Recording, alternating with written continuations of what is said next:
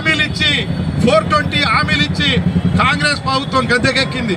మరి గద్దెకెక్కిన తర్వాత ఒక్కొక్క స్కీమ్ని మరి ఈ కాంగ్రెస్ ప్రభుత్వం లోపల స్కీములు లేవు, అన్ని స్కాములు తప్ప స్కీములు లేవు అని చెప్పి సభాముఖంగా తెలియజేస్తా ఉన్నా. మరి ఇంత మంచి ప్రోగ్రాంని ఆడబిడ్డలకి మేనమామ వలె కేసీఆర్ గారు ₹1,00,000 కళ్యాణ లక్ష్మి మైనార్టీలకి షాదీ ముబారక్ ఇస్తున్న సమయం లోపల ఈ ప్రభుత్వం మరి కొన్ని రోజులు ఇచ్చి ఈ పథకాన్ని ఎలా రద్దు చేయాలి, మరి ముఖ్యమంత్రి ఎప్పుడు పోయినా ఎక్కడ పోయినా కేసీఆర్ గారిని తిడుతూ కేసీఆర్ పథకాలను తిడుతూ ఉంటాడు తప్ప ఎలాంటి కొత్త పథకాలు రాలేదు అని చెప్పి సభాముఖంగా తెలియజేస్తా ఉన్నా. 6 గ్యారంటీలు ఇచ్చినారు. ఇంటింటికి ఒక ఇచ్చి అమ్మ ఇది తీసుకుపోయి ఓటేయండి, ఇది తీసుకొని ఎలక్షన్ అయితేనే మళ్ళా వస్తే మీకు 6 గ్యారంటీలు వస్తాయని చెప్పినారు.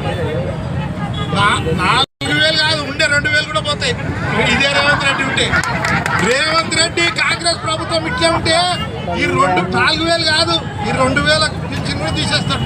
అందుకొరకే చెప్తా ఉన్నా, ఈరోజు ఇంత మంచి పథకాన్ని మరి ఈరోజు కోర్టుకి 4 సార్లు ప్రభుత్వానికి నోటీసు పంపింది. ఆ నోటీసులకి మరి రిప్లై ఇవ్వలేదు కాబట్టి ఈరోజు హైకోర్టు లోపల ఈ పథకం మీద స్టే ఇవ్వడం జరిగింది.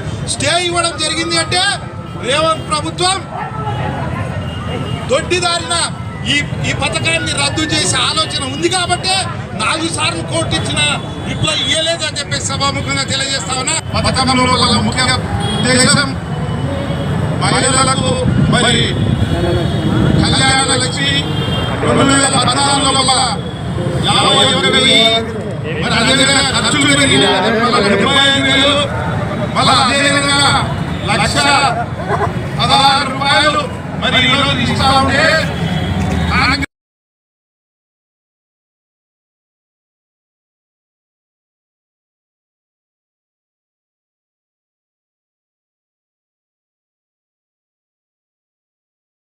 అమలు చేసేంత వరకు కళ్యాణలక్ష్మి పథకం అమలు చేసేంత వరకు కళ్యాణలక్ష్మి అదేవిధంగా షాదీ ముబారక్ బంద్ అవుతుందనే సందర్భంగా ఈ రోజు మన జోగులాంబ గద్వాల డిస్టిక్ లో ఇంత పెద్ద ఎత్తున ధర్నా నిర్వహించడం జరిగింది.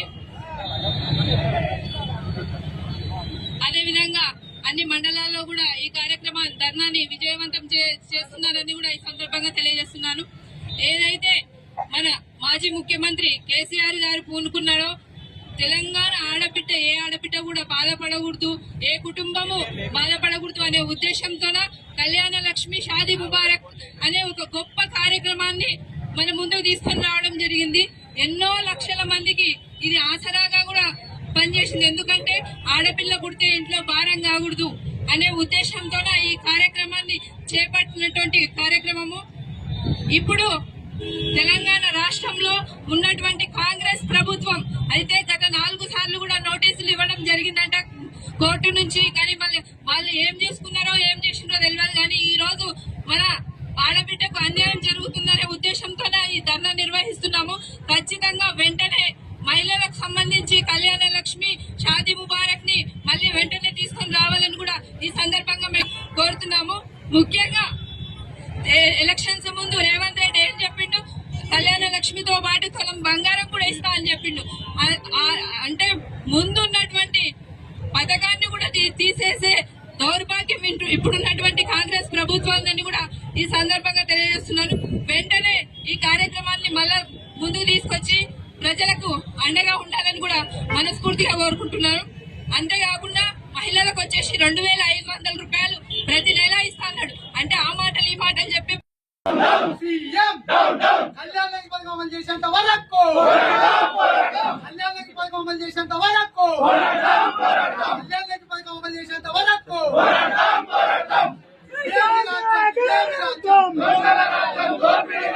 ఇదేమి రాజ్యం